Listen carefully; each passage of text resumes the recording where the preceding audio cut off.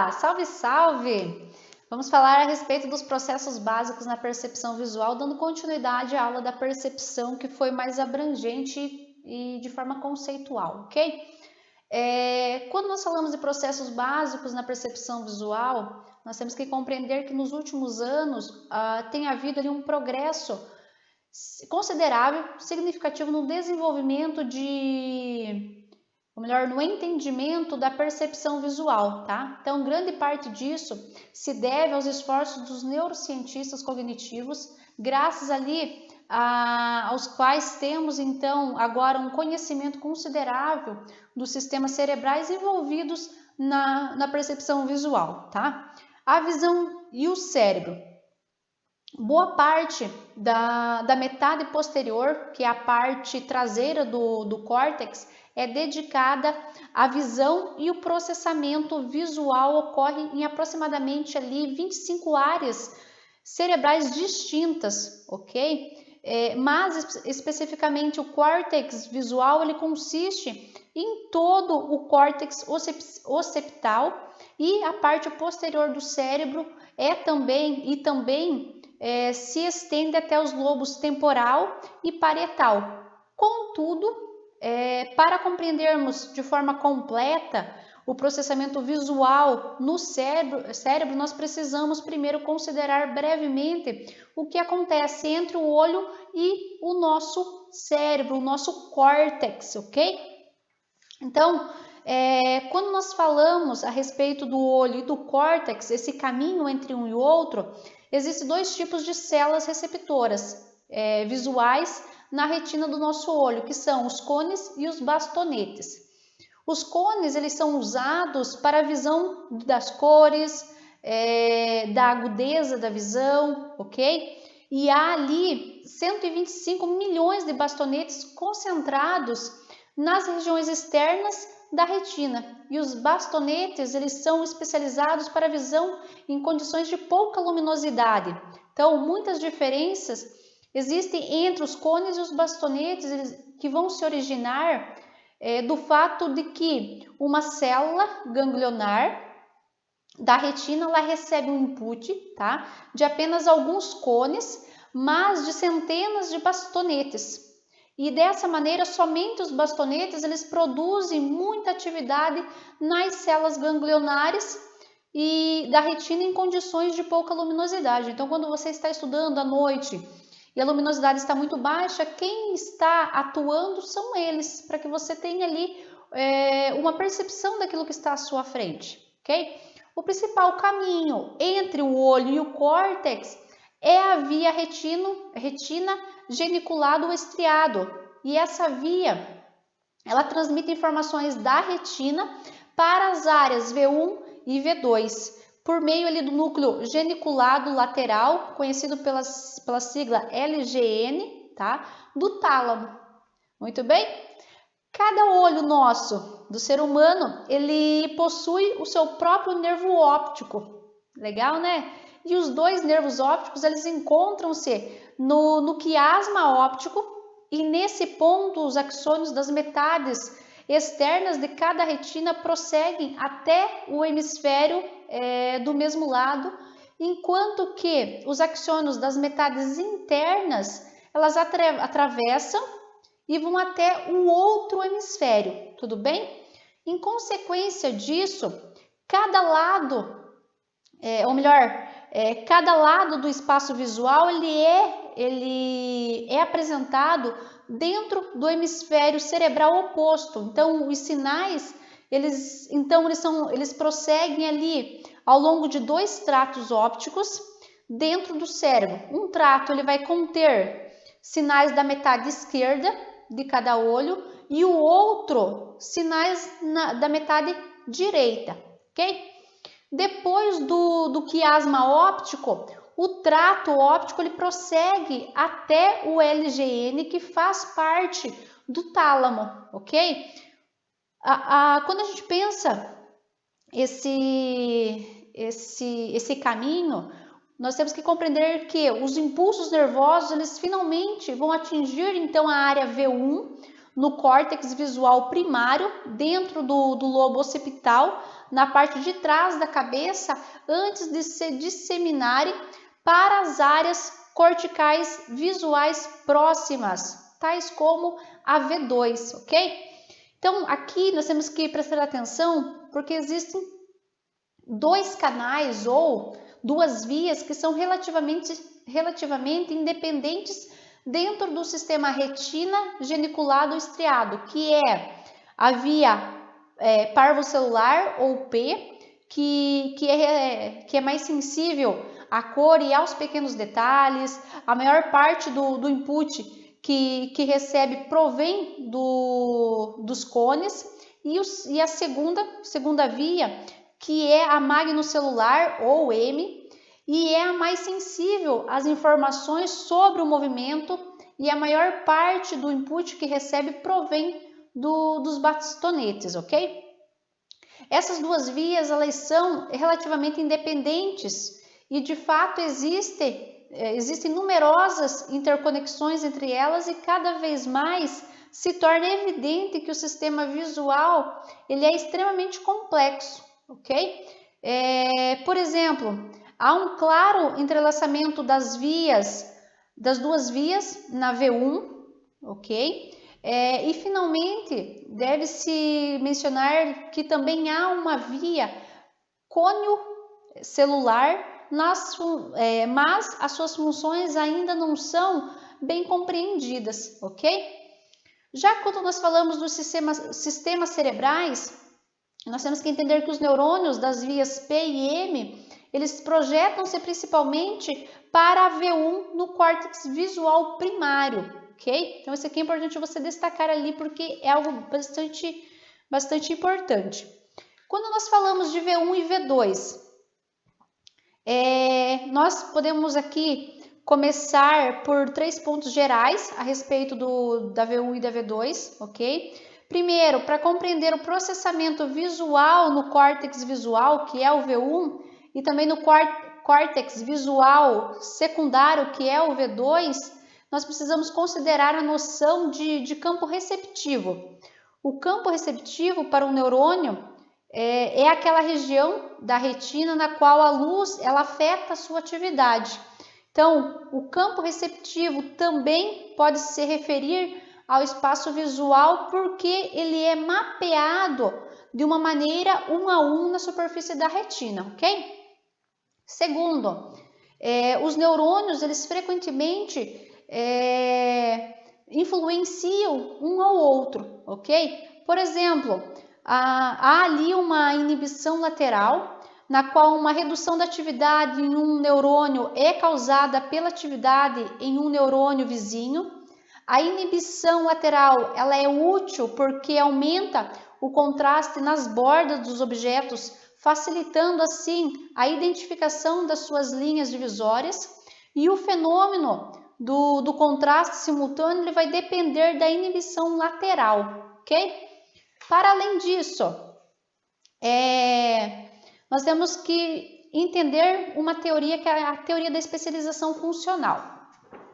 A teoria da especialização funcional, ela vai dizer que diferentes áreas corticais, elas são especializadas conforme as funções visuais distintas. Então, o sistema visual, ele vai se assemelhar a uma equipe de trabalhadores, cada qual trabalhando individualmente para resolver a sua parte em um problema complexo, tá?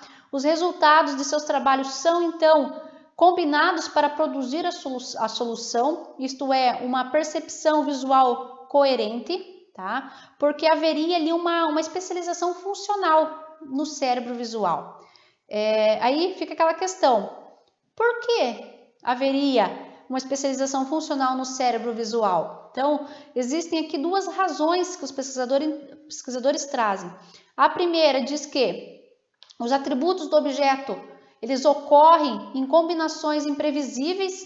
Por exemplo, um objeto verde, ele pode ser um carro, pode ser uma folha, e um carro ele pode ser vermelho, preto ou verde, e assim nós precisamos processar todos os atributos de um objeto para percebê-lo com exatidão. Já a segunda razão diz que o processamento necessário ele difere ali consideravelmente entre os atributos. Um exemplo para compreendermos melhor. O processamento do movimento ele envolve a integração da informação a partir de 2 ou até mais pontos no tempo, tá? E em contrapartida, o processamento da forma ou o modelo, ele envolve ali a consideração da relação espacial dos elementos entre si em determinado ponto no tempo, ok? Para além disso, a organização do sistema visual humano, ele vai se assemelhar muito à do macaco e, portanto, com frequência ela é feita ali uma referência à área V1, V2 humana, tá? E assim por diante. Então aqui é importante eu pontuar as principais funções dessas áreas. Então a V1 e a V2 elas estão envolvidas em um estágio inicial do processamento visual, vai conter diferentes grupos de células que respondem à cor e à forma. A V3 e V3A, as células respondem à forma, especialmente as formas de objetos em movimento, mas não à cor. A V4, a maioria das células da área responde à cor, muitas também respondem à orientação de linha, ok? E a V5, ela é uma área especializada no movimento visual, então os estudos que foram produzidos com macacos acabaram por identificar que todas as células dessa área respondem ao movimento, mas não à cor. Então, nos humanos, as áreas especializadas no movimento visual são referidas como MT ou MST, ok? Esses pesquisadores também acabaram pressupondo que a cor, a forma e o movimento, eles são processados em partes anatomicamente separadas do córtex visual. Então, grande parte da evidência original veio de estudos com macacos, tá? Quando a gente pensa o processamento de formas, né? Então, nós entendemos que diversas áreas elas estão envolvidas nesse processamento da forma em humanos, incluindo ali as áreas V1, V2, V3, V4, culminando ali no córtex inferior temporal, tá? E existem evidências de que os neurônios do córtex temporal inferior eles vão responder a categorias semânticas específicas, por exemplo, animais, partes do corpo, tá? E existem também fortes evidências de que os neurônios no córtex temporal inferior estão envolvidos no processamento da forma. Então, em um estudo realizado por alguns pesquisadores, os neurônios dentro do córtex temporal inferior responderam à forma de objetos tridimensionais. E esses pesquisadores conseguiram também medir a atividade neuronal no córtex temporal inferior anterior em 2 macacos. Tá? Então, eles fizeram uma pesquisa com os 2 macacos e perceberam que muitos neurônios responderam com base em aspectos da forma ou do formato. Então, redondo em forma de estrela, fino horizontal, pontiagudo, fino vertical, em vez de responderem à categoria do objeto, ok? Se o processamento da forma ocorre em áreas cerebrais diferentes do processamento da cor e do movimento, nós podemos prever que alguns pacientes teriam ali uma forma de processamento gravemente prejudicada, mas o processamento da cor e do movimento permaneceriam intactos. Então, esse não parece ser o caso, tá? Ou seja, quando nós pensamos uma lesão suficientemente grande para destruir as áreas V3, V4, o córtex temporal inferior provavelmente destruiria também a área V1. Então, como consequência, o paciente ele sofreria ali de cegueira total, em vez de simplesmente uma perda da percepção da forma, ok? Para além disso, quando nós pensamos o processamento da cor,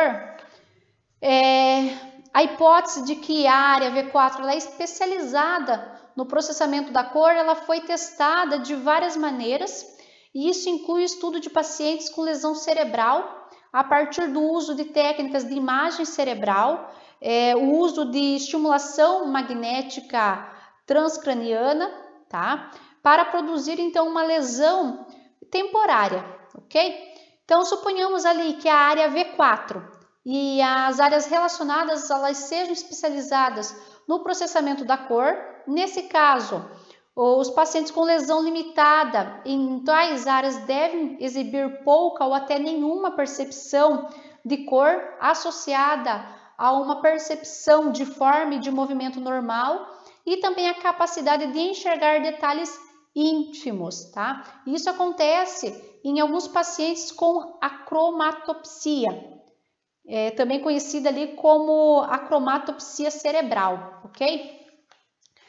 A área V4 e as áreas adjacentes, elas estão sem dúvida alguma envolvidas no processamento da cor. No entanto, a área V4 não é um centro das cores. Em primeiro lugar, a V4 ela é uma área relativamente grande, envolvida no processamento espacial, no processamento da forma e na percepção de profundidade, bem como no processamento da cor, tá? Em segundo, algumas habilidades de processar a cor está presente na maioria dos indivíduos com acromatopsia e macacos com lesões na V4. E em terceiro, várias áreas externas à V4 também estão envolvidas no processamento da cor, perfeito? Processamento do movimento, a área V5, tá? Também conhecida ali como MT de processamento do movimento, ela está muito envolvida no processamento desse movimento. E estudos, principalmente de neuroimagem funcional, vão indicar que o processamento do movimento ele está associado à atividade na V5, ou também considerado o MT, mas não mostram que a V5 seja necessária para a percepção de movimento, ok? E evidências de que a área V5, MT, é importante no processamento do movimento provém de pesquisas sobre pacientes com akinetopsia, tá? O que é isso? A akinetopsia ela é uma condição na qual os objetos estacionários eles são percebidos quase normalmente, mas a percepção de movimento ela é bastante deficiente, tá bom? Então anote isso aí para você não esquecer no seu material. Um exemplo para entendermos melhor a respeito desse conteúdo, desse assunto.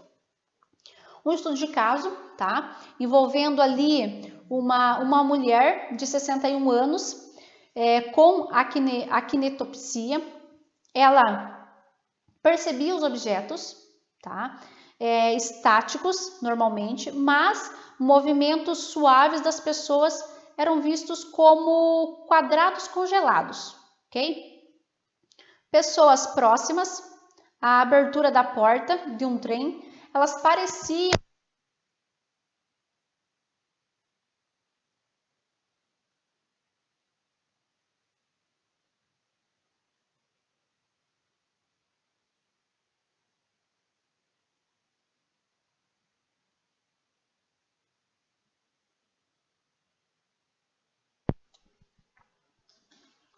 pequeno intervalinho, vamos dar continuidade, voltando com o exemplo.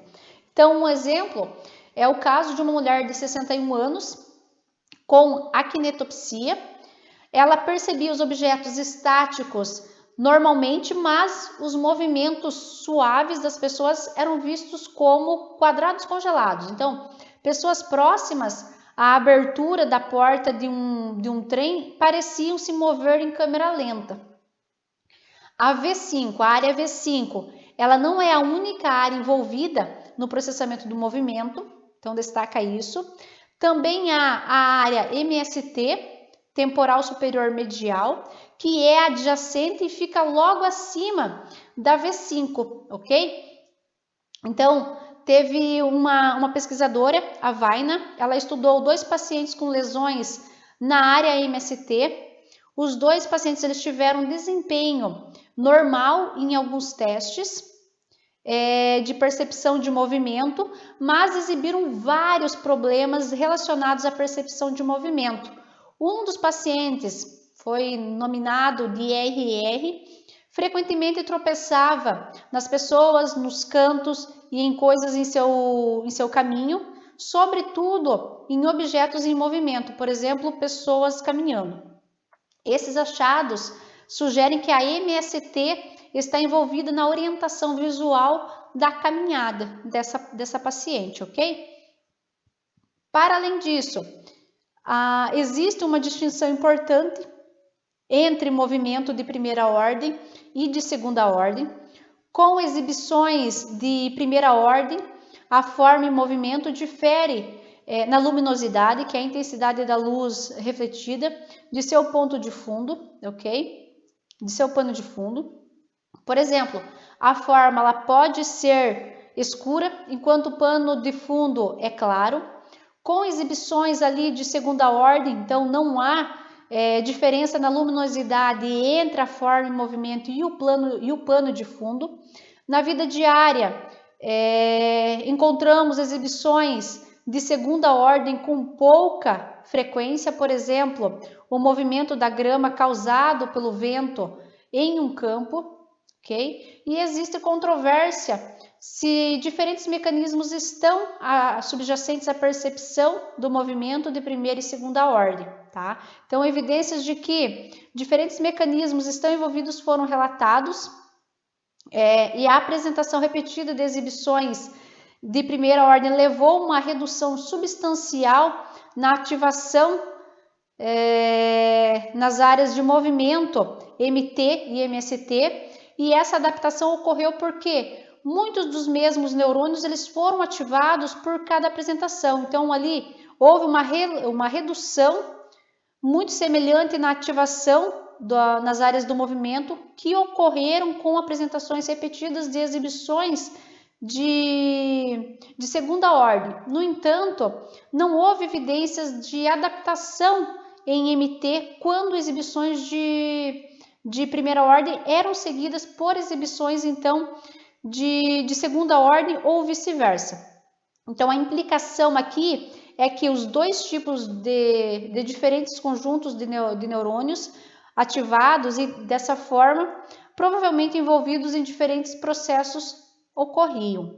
Então, há aqui a verificação de um apoio para a noção de diferentes mecanismos na percepção do movimento de primeira ordem e também de segunda ordem, e também foi reportado por Rizzo e colaboradores que eles acabaram por identificar no estudo que 22 pacientes com déficit na percepção de movimento de primeira ordem, mas não na de segunda ordem, ocorria, ok? Então, essa dupla associação sugere ali que diferentes processos estão envolvidos na percepção dos 2 tipos de movimento. E há aqui, entretanto, algumas evidências que vão sugerir que a percepção do movimento de primeira e segunda ordem vai depender dos mesmos mecanismos, ok? Então, isso aqui é importante para você deixar assinalado, marcado no seu conteúdo, no seu material, para você não esquecer. Qual o problema da ligação? Então, quando nós falamos do famoso problema de ligação, ele se refere a como itens que são codificados por distintos circuitos cerebrais podem ser combinados para percepção, decisão e ação. Uma abordagem para o problema da ligação é argumentar que existem menos especializações funcionais do que o Zek defendia, que era um pesquisador que propôs a teoria, tá?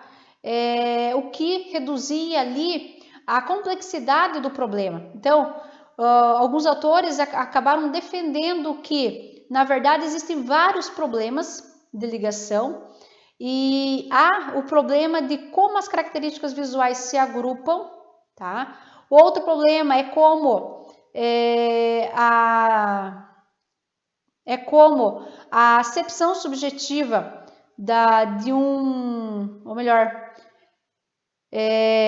como juntamos, tá, as informações com base em sucessivos movimentos oculares para atingir a percepção subjetiva de um mundo visual estável, e dentro do contexto mais amplo mencionado anteriormente, fica claro um mundo visual estável. Então, dentro do contexto mais amplo mencionado anteriormente, fica claro que muitas linhas de pesquisas diferentes, elas são relevantes para compreendermos ainda mais essa temática.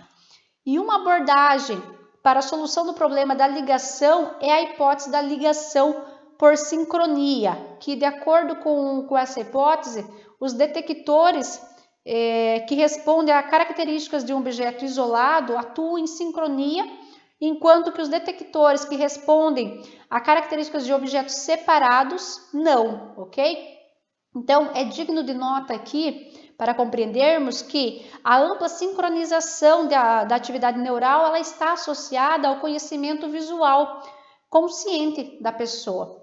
E a hipótese da sincronia é exageradamente simplificada.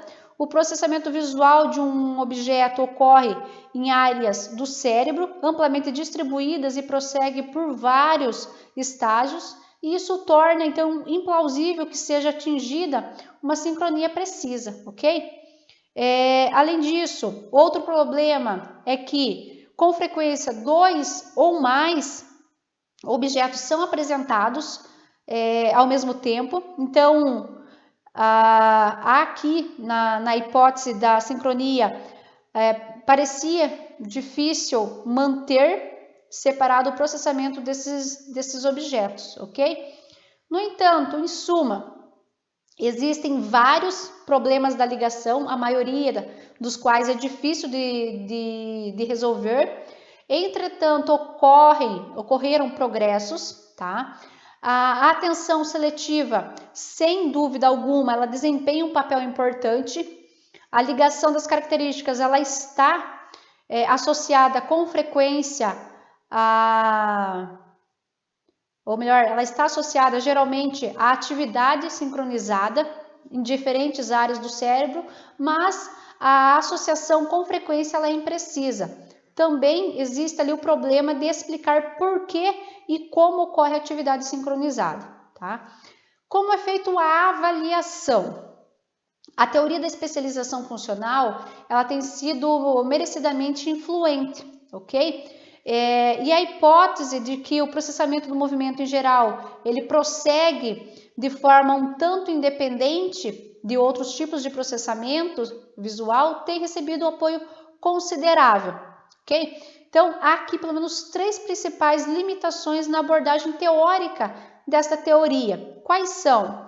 Primeiro, as várias áreas cerebrais envolvidas no processamento visual são menos especializadas do que é implicado pela teoria, ok? A porcentagem de células em cada área do córtex cerebral que responde seletivamente a várias características do estímulo, ok? As células de várias áreas respondem à orientação, a disparidade e cor, e foi encontrada a especialização somente no que diz respeito ali à resposta à direção do movimento do estímulo em MT, ok?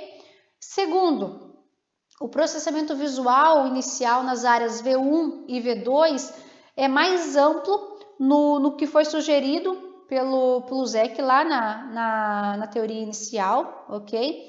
E alguns outros autores, eles encontraram que muitas células V2 respondiam a formas complexas, ok? Muito bem.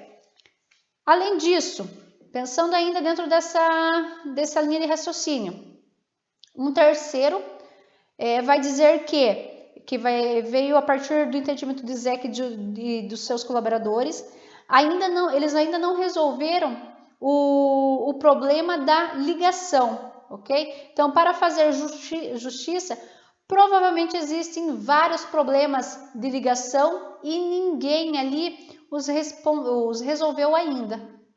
No entanto, tudo indica que a atenção seletiva ela é de maior importância, perfeito?